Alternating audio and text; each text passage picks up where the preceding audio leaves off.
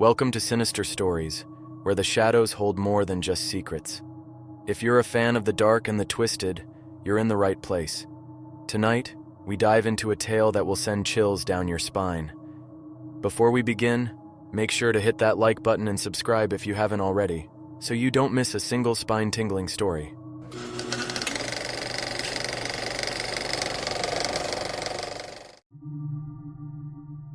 I'm Jarrod.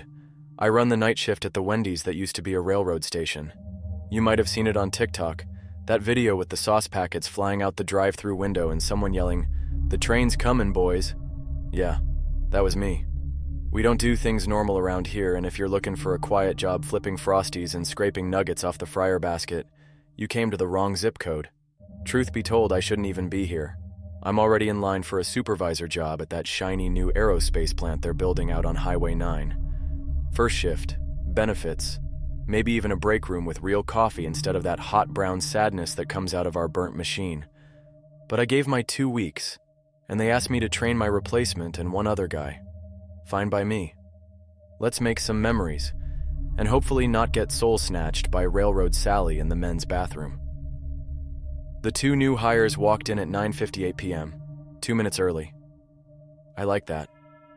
The first one was this wiry dude with glasses and a nervous smile named Kyle. Looked like someone who'd faint if a chicken nugget fell on the floor too fast. The other was Marcus. Big guy, sleeves rolled up, neck tattoo of what I thought was a hawk, but turned out to be a chicken with a mullet. Respect. "So, you boys ready to enter the Twilight Zone?" I said, sliding a tray of cold fries across the counter like it was some kind of initiation. Is this a prank?" Kyle asked, blinking. "Nope," I said, grabbing my manager badge and tapping it like it was a sheriff's star. "Rule number 1, if you hear a train whistle after midnight, drop everything, sprint to the drive-thru window and chuck a barbecue sauce packet out. Just one. Not honey mustard, not ranch. Barbecue." "Wait, why?" Marcus asked, already looking too comfortable for my taste. "The ghost train rolls through, right where the old tracks were," I said, pointing at the drive-thru. "The conductor's dog, Banjo, really likes barbecue sauce. If we don't feed him, he scratches the glass and howls, and then things start to disappear. We lost a whole box of fries and a night shift janitor once. All we found was his mop. Dry." They stared at me. I took a long sip from my large soda, burped, and continued. "Rule 2. If you hear gunshots out back, don't panic. That's just the Hamilton gang. Used to rob the rail station back in the day. They still try, every night around 1:47 a.m. We've tried to stop them, but ghost bullets, you know." Kyle's face turned pale. "What if we're out back when they show up?" "Then duck," I said, "and try not to drop the nuggets." "Rule 3, I said, turning serious. "If you hear someone singing in the bathroom, especially if it's a jazzy, old-timey tune, toss a quarter in the sink and leave. That's Railroad Sally. She used to perform at the station. Got stabbed by a jealous hitman in the men's room. Now she sings at 2 a.m. sharp. Quarters seem to keep her happy. Dimes don't work. And we tried giving her a Wendy's gift card once. Bad idea. Marcus, you ever seen someone get dragged halfway into a toilet by a ghost in heels?" His silence told me everything. "Oh, and don't look into the mirror if it fogs up. Sometimes she writes things." I clapped my hands together. "All right, now that the tour's over, let's go make some burgers and fight the forces of darkness." The first hour went by smooth. Kyle nervously refilled Frosty machines and Marcus kept stealing fries but looked like he'd wrestle a ghost barehanded if I dared him. At exactly 12:11 a.m. it happened. That low, ghostly whistle echoed through the building like something out of a haunted western. Kyle dropped a tray of nuggets and screamed, "What the hell is that?" "The train!" I yelled. "Sauce me!" Marcus grabbed a packet of barbecue and hurled it at me like we were on the front lines of a condiments war. I caught it one-handed and sprinted to the drive-thru window, flung it open, and chucked the sauce into the blackness. The moment it left my hand, the lights flickered. A shadow zipped past the window. We all froze. Then, A low bark. "Good boy, Banjo," I whispered, and shut the window. Kyle was visibly shaking. "That was real. That was some Polar Express meets Silent Hill crap," I grinned. "Welcome to the squad." Marcus suddenly burst out laughing. "Dude, I peed. I dead-ass peed myself." I looked at the floor, then pointed at the lost and found bin. Only thing we got is a Wendy's-themed prom dress someone left after a Halloween shift. 10 minutes later, Marcus was wearing it like a champ, flipping burgers in a red sequined gown with a cartoon Wendy on the front. I almost cried laughing. But then, the bathroom door creaked open, and we heard singing. A slow, haunting melody drifted from the tiled hallway. "Oh no," I whispered. "She's early." Marcus looked at me horrified. "I'm not going in there dressed like this. She's gonna think I'm her replacement act." I tossed him a quarter. "Good luck, Beyoncé." Marcus disappeared into the bathroom like a man marching to the electric chair, clutching the quarter like it was a magic talisman. Kyle and I stood frozen behind the counter, watching the hallway as Sally's voice echoed, soft and slow. "Oh, the rails are cold, and the night is long." Kyle leaned in. "Should we, I don't know, call the police?" I snorted. "You think Officer Barry's gonna show up? Last time he came during a Sally incident, she whispered his social security number backwards, and he retired the next day. Said he was moving to Arizona to raise alpacas." Just then, the singing stopped. So did my heart. Marcus came out of the bathroom pale-faced, walking like he'd just seen his own funeral. His prom dress was soaked at the hem, and in his hand, get this, was a used train ticket dated 1902. "I threw the quarter in the sink," he said.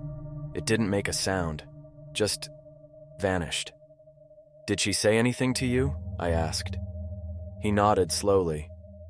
"She looked in the mirror, then looked at me through it, and said, 'You'll do fine on stage.'" I grabbed the mop bucket. "All right, no more bathroom breaks until sunrise. From now on, we just pee in the frosty drain." Kyle's face twisted. "Please be joking." We were barely recovering when the back door slammed open. It wasn't wind. There was no wind. That door only opens when the Hamilton gang shows up to reclaim their stolen gold, which I later learned is code for an old crate of chili seasoning that's been buried under the fry station since 1887. Gunshots rang out. 3 sharp cracks. Pew, pew, pew. Kyle dropped to the floor like a sack of potatoes.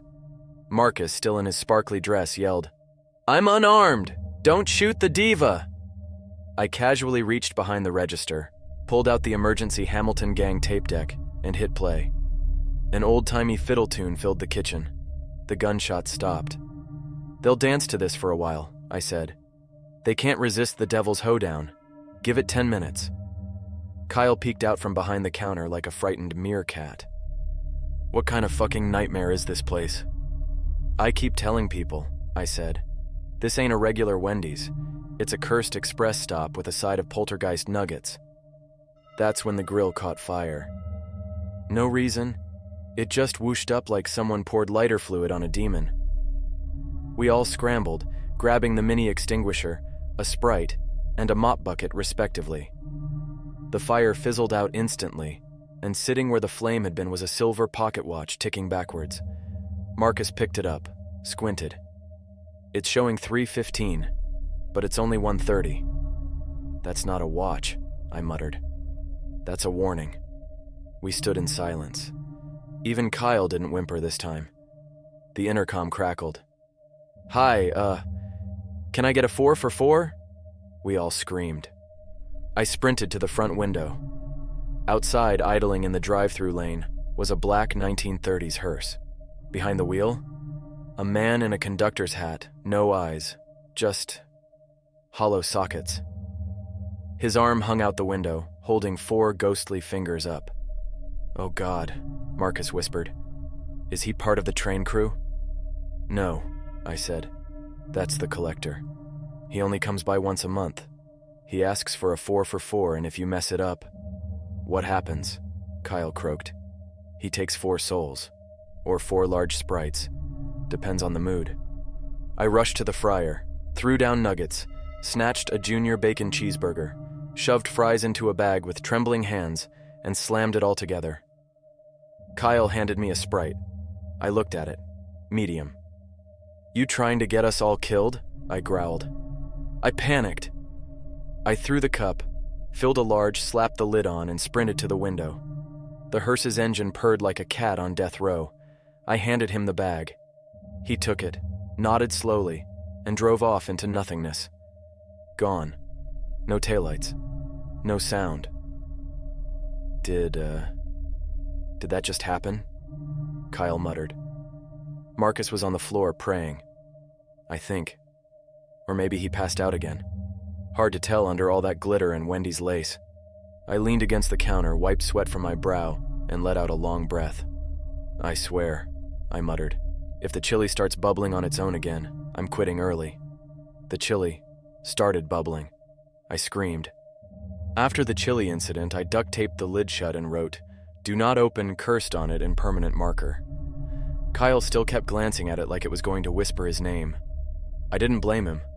Last time someone ignored the cursed chili, they ended up in a trance muttering about sodium sacrifice while trying to climb into the fryer. We gathered around the break table. Marcus had changed out of the dress, into a giant foam Wendy's head costume someone left after a marketing stunt in 2012. Now, it looked like the real Wendy was haunting her own store, complete with mesh eyeballs and stiff red pigtails.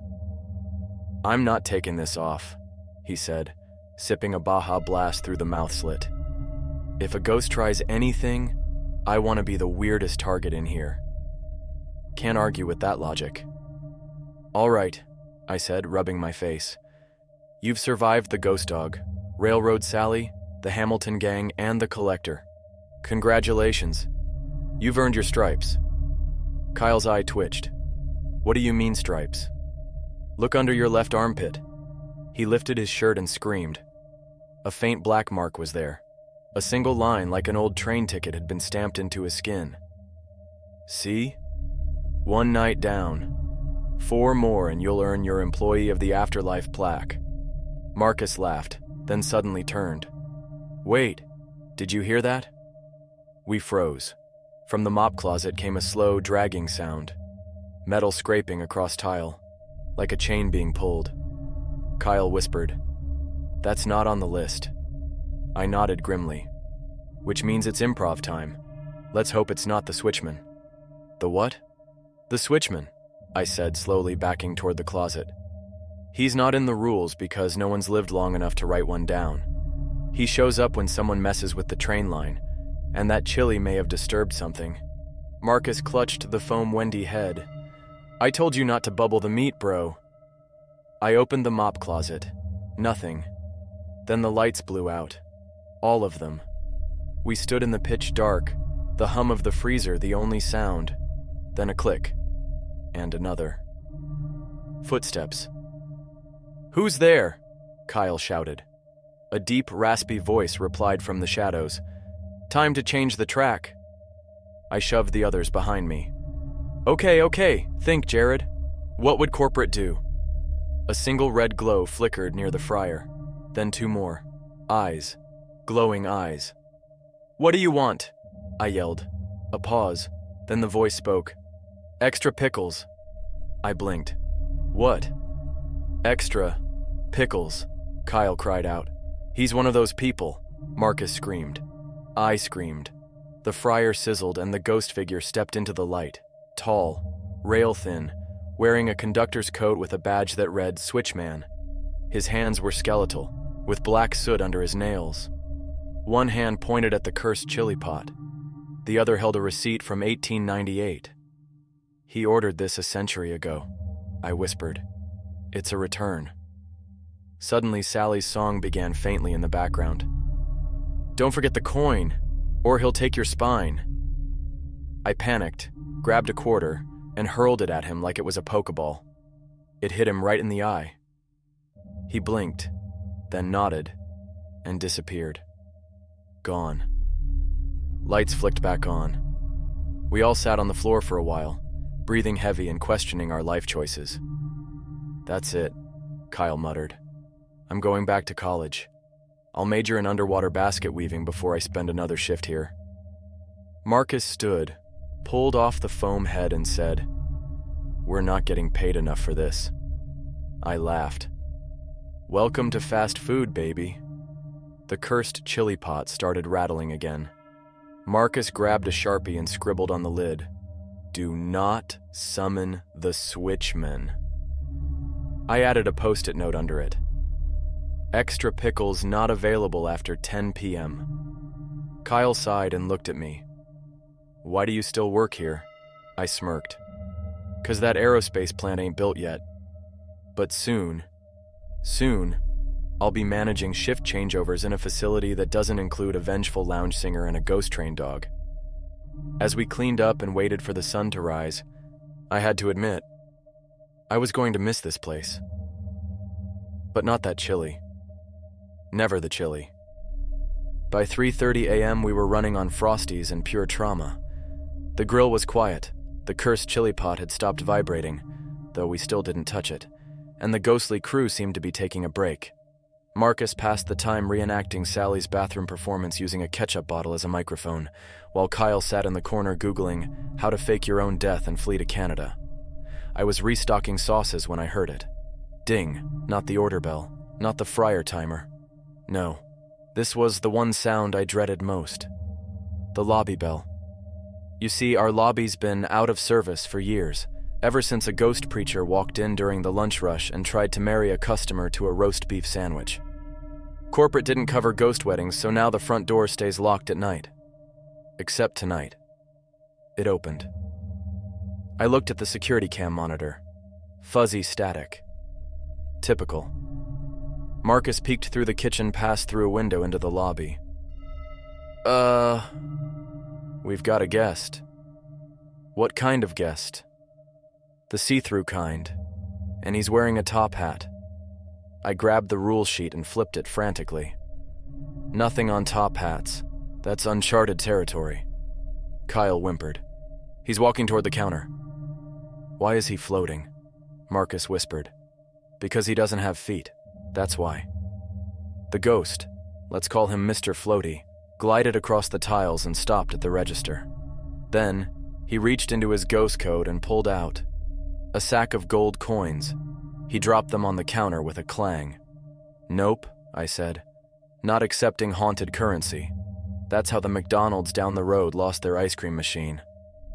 The ghost didn't speak, just pointed at the menu, specifically at the Baconator. Marcus leaned in. "Do we take his order?" "Absolutely not," I said. "That's how you get roped into eternal customer service. You make one ghost combo meal, and next thing you know, you're manning the fryer forever, with no breaks and no soul." The ghost pointed again, more aggressively this time. The lights flickered. I had to think fast. I grabbed a Baconator bag, stuffed it with plastic play food from the kids' promo bin, slapped a limited time only sticker on it, and slid it across the counter. He took it. He smiled, then vanished. Kyle fainted. Again. I leaned on the counter. "Man, I swear, if one more paranormal creature shows up tonight, I'm calling in Ghostbuster PTO." Marcus looked out the window. Buddy, I think you spoke too soon." I followed his gaze. Out in the parking lot stood a woman in a long, dark cloak. She was staring directly at the building, not blinking. Her hands were folded. Her shadow didn't match her body. It moved differently, like it had its own plans. Kyle regained consciousness just in time to scream again. "Who is that?" I didn't have a clue. She didn't come to the door, didn't go through the drive-thru. She just watched, like she was waiting for something. Then Marcus said something that made my blood freeze. "She's pointing at you, Jarrod." And she was. Long, skeletal finger aimed directly through the wall. At me. My voice cracked. "Well, that's fantastic.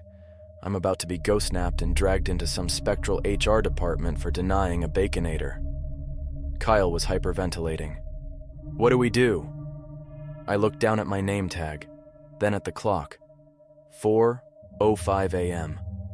Almost there. Almost safe. "She's not on the rule list," I whispered. "Which means she's new. Probably a side effect of the aerospace plant. They've been digging up the old rail tunnels nearby. Might have shaken something loose." Marcus deadpanned. "Great. We're getting DLC ghosts now." I pulled a cold nugget from the fryer bin and walked to the window. She didn't flinch. I slowly opened it, balancing the nugget on a napkin. "Look, I don't want no problems. Here's a piece nugget. I seasoned it myself." The woman blinked for the first time. She turned around, sucked, and vanished. No puff of smoke, no dramatic whoosh. Just gone. We stood there in stunned silence. Marcus finally whispered, "Dude, that was a level 5 spook. Minimum." I nodded slowly. "Which means we've got about 24 hours before this place turns into full-blown Ghostapalooza." And then the sun started to rise. First light hit the drive-thru sign. The fryer hissed like it was finally tired of being possessed. The cursed chili pot went still. And somewhere in the bathroom, Sally sang one last soft note, then faded into silence. Another shift survived. Kyle collapsed into a booth. "I'm never eating fast food again." Marcus sat next to him. "I'm weirdly hungry for hash browns and an exorcism." I leaned on the counter, sipping my melted Frosty and watching the golden glow fill the lobby. "Just one more night, boys," I said. "Then I'm off to aerospace. No ghosts, no chili, no haunted pianos in the break room." We all laughed. The piano started playing. "Nope!" Kyle yelled. "I'm out!" The next night felt different. The air was thick, like molasses mixed with fryer grease and unfinished business. I walked into the kitchen at 10:58 p.m. and immediately noticed two things. The cursed chili pot was missing. The emergency sauce cabinet was wide open and empty. Kyle and Marcus were already inside. Kyle was sipping coffee like it was holy water, while Marcus had fashioned a crude ghost-repellent cross out of plastic straws and a honey mustard packet. "No chili, no sauce, no rules," I muttered. Kyle looked up. "You don't think they're planning something?" "I don't know," I said. "But when the spirits stop being annoying and start being quiet, that's when you start digging your own grave." At 11:23, the drive-thru bell rang. We froze. I checked the monitor. Static again. Of course. I walked to the window, opened it, and found nothing. Just cold air and a small folded note. It read, "Train's coming, get on or get gone." I blinked. Well, that's ominous. Marcus leaned over my shoulder. Sounds like a threat. Or a country song. We heard the whistle then. Long and deep. Like it was pulling something ancient through the cracks of reality. I looked at the old tracks painted faintly under the drive-thru. They were glowing. "This ain't the banjo ghost train," I said. "This one feels like the final ride." The building shook. Fries danced across the counter. The Frosty machine let out a wet, demonic groan like it knew something was coming. Then, the train arrived. It didn't roll in. It phased in, like a VHS tape being fast-forwarded into hell. A full locomotive, shimmering with rusted metal and screaming steam, parked outside our Wendy's. The doors opened, and out stepped Railroad Sally, but not like before. She wasn't humming a tune or spinning for quarters. She was glowing, eyes white-hot, holding that same mirror from the bathroom, but now it was cracked and leaking fog. Behind her were the Hamilton gang, the Collector, the Switchman, and Mr. Floaty. All of them. Kyle screamed so hard he passed out midair. Marcus said, "Nope," and started putting the foam Wendy had back on. Sally floated forward and placed the mirror on the counter. She spoke, in a voice that shook the soda fountain. "Jarrod, your shift is over." My heart dropped. "Oh no," I whispered. "They're replacing me." I looked down at the name tag I'd worn for 4 years. It felt heavy, like it was filled with ghost dead. Marcus clutched my arm. What does she mean? I think... I gulped. They don't want me to leave. They want to promote me. To what? Head ghoul of fry prep? I stared at the mirror. My reflection wasn't mine. It was older, paler, dressed in a train conductor's jacket. They want me to manage the whole line, I muttered. Not the restaurant, the ghost train. Sally nodded once. The collector held out a new name tag. It read, Jarrod, Night Shift Overseer, express line to the other side. Look, I said, holding up my hands. I already put in my 2 weeks. I'm unionizing with the living. Got a spot at the aerospace plant. Break room, vending machines, living co-workers. Sally frowned. The train hissed. Then a voice echoed through the building, one I hadn't heard in years. Son. I turned around. My dad, who passed away 3 years ago. Dad? I choked. He stepped forward, placing a hand on my shoulder. They want someone to run the train. Someone who knows the station, the rules, the people. I'm not ready. He smiled. That's what I said about fatherhood. You figured that out, didn't you? My hands shook. Kyle moaned on the floor, still unconscious. Marcus gave me a thumbs up from inside the Wendy costume. I looked at Sally, then the crew, then the glowing train, and I nodded. Okay, one last shift. They smiled. Sally turned, stepped back onto the train, and held out her hand. I took it. As I crossed the threshold, everything blurred. The Wendy's melted into memory. The grease stains, the cursed chili, the sauce-slinging ghost dog, all of it faded like the end of a dream. And just like that, I was gone. Marcus is the new night manager now. He's doing okay, considering he talks to the friar like it's his therapist. Kyle transferred to Dairy Queen and hasn't spoken since. But sometimes, just sometimes, late at night, a train rolls through that old drive-thru lane, and someone from the back throws a barbecue packet out the window. They say if you listen close, you can hear my voice on the wind yelling, "That order ain't right. Ghost gets a free Frosty." So, yeah, I got promoted. Guess I'll be riding the night shift forever.